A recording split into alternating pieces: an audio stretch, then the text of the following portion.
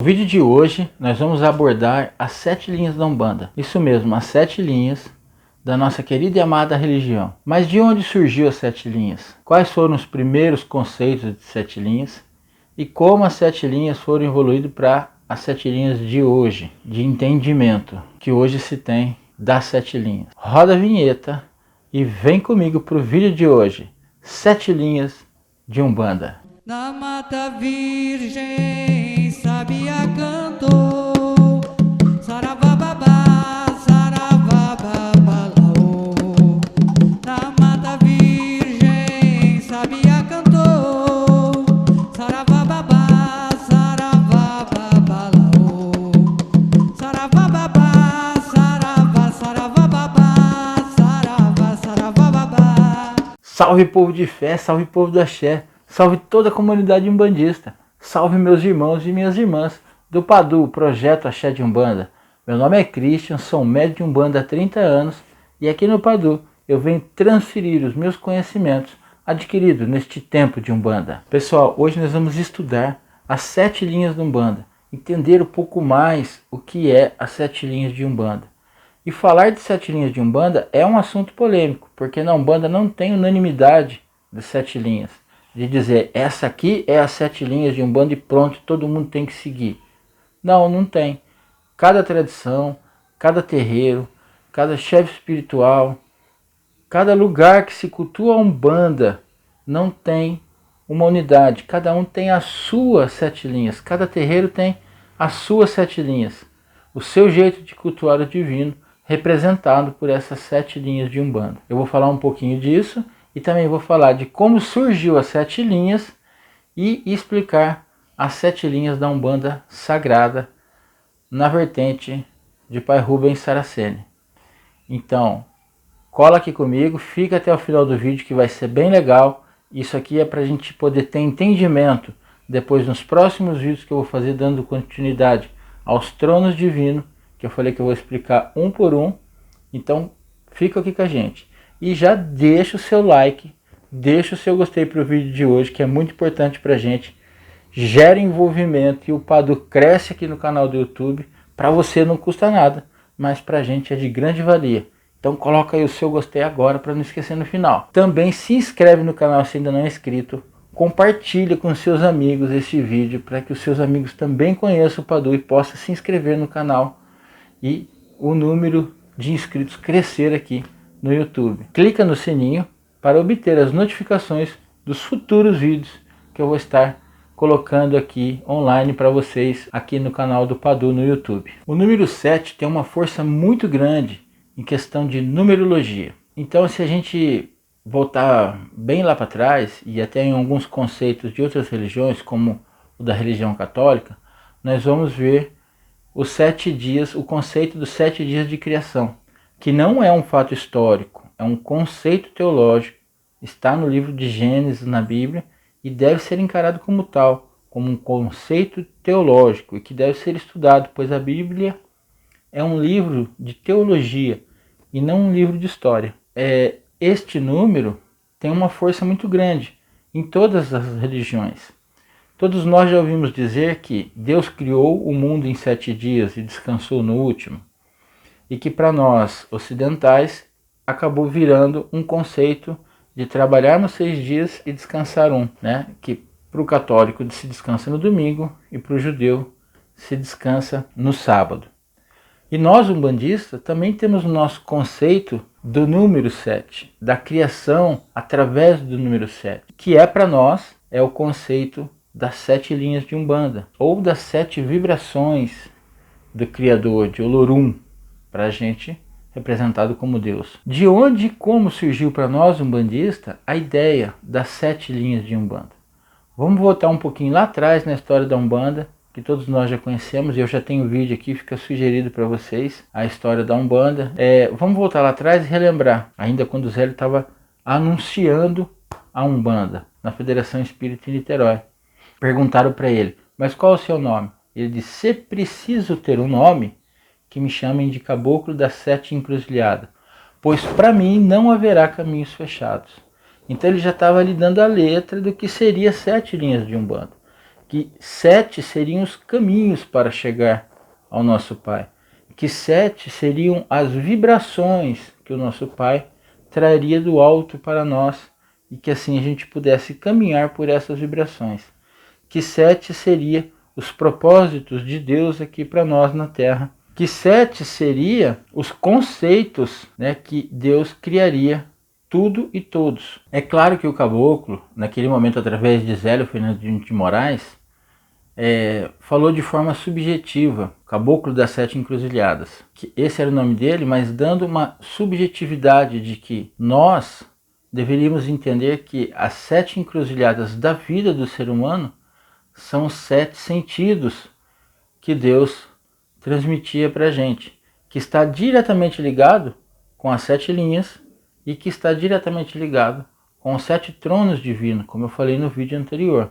Fica aqui sugerido para vocês assistirem, que eu vou dar sequência nos próximos domingos. Só depois de 25 anos que a Umbanda foi anunciada por Zélio e o Caboclo, é que se foi feito um livro sobre a Umbanda. E esse livro foi escrito por Léo de Souza, escritor, intelectual, jornalista, que era adepto do espiritismo e que se converte para a Umbanda após ter conhecido Zélio. Só depois de muita fundamentação é que ele vai escrever o seu primeiro livro, e o primeiro livro que se tem conhecimento sobre Umbanda. E é nesse livro que ele identifica como Zélio trabalhava com as 7 linhas de Umbanda, como o Caboclo, Pai Antônio e o Orixá Malê trouxe as 7 linhas de Umbanda desde o princípio. Então Zélio trabalhava já com as 7 linhas da Umbanda, mas não se tinha nenhum relato, nada escrito. E foi Léo de Souza que trouxe isso no seu primeiro livro, o nome do livro é O Espiritismo, a Magia e as 7 linhas da Umbanda.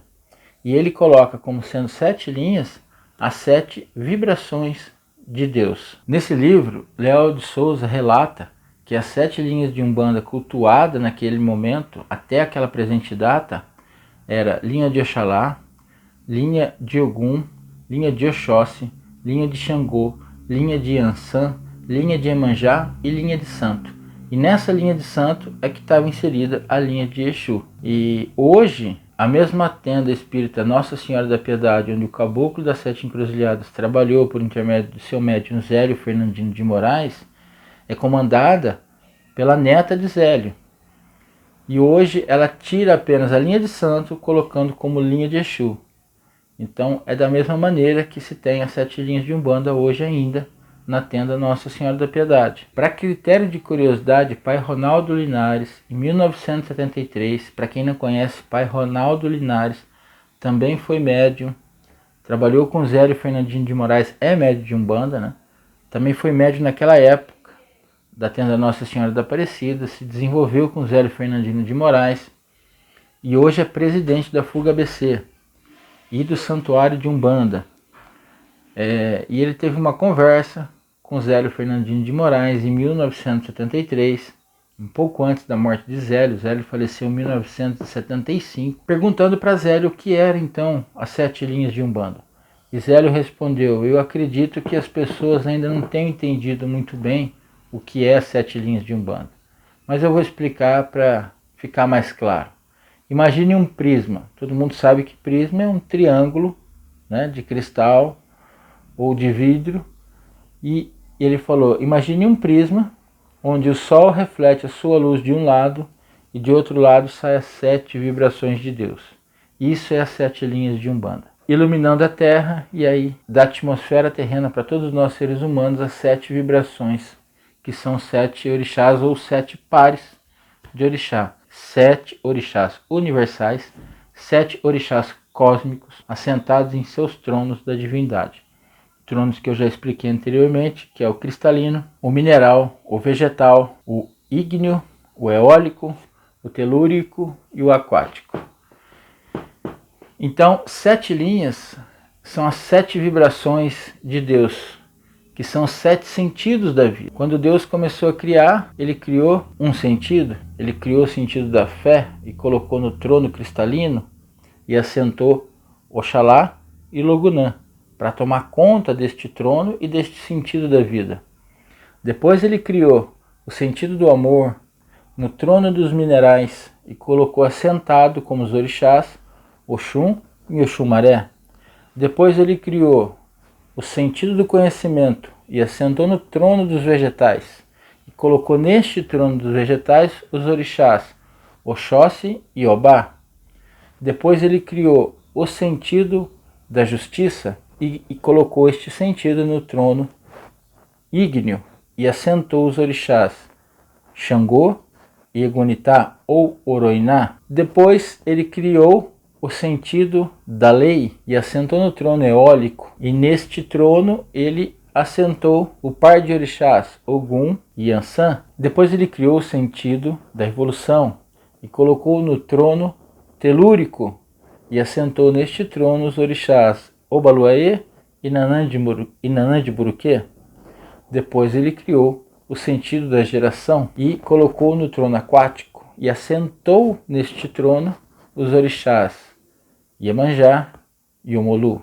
E assim se fez os 7 tronos da divindade, os 7 sentidos da vida e os 7 pares de orixá que fazem as 7 linhas de Umbanda Sagrada. Então hoje aqui uma explicação de como surgiu desde a época do Caboclo das 7 Encruzilhadas, já colocando o nome dele como Caboclo das 7 Encruzilhadas, dizendo que nós umbandistas teríamos 7 caminhos, teríamos 7 sentidos da criação, teríamos 7 pais e mães nos abençoando nesses caminhos para que pudéssemos seguir o nosso caminho em evolução, que pudéssemos receber força do alto e assim poder seguir nesses caminhos divinos.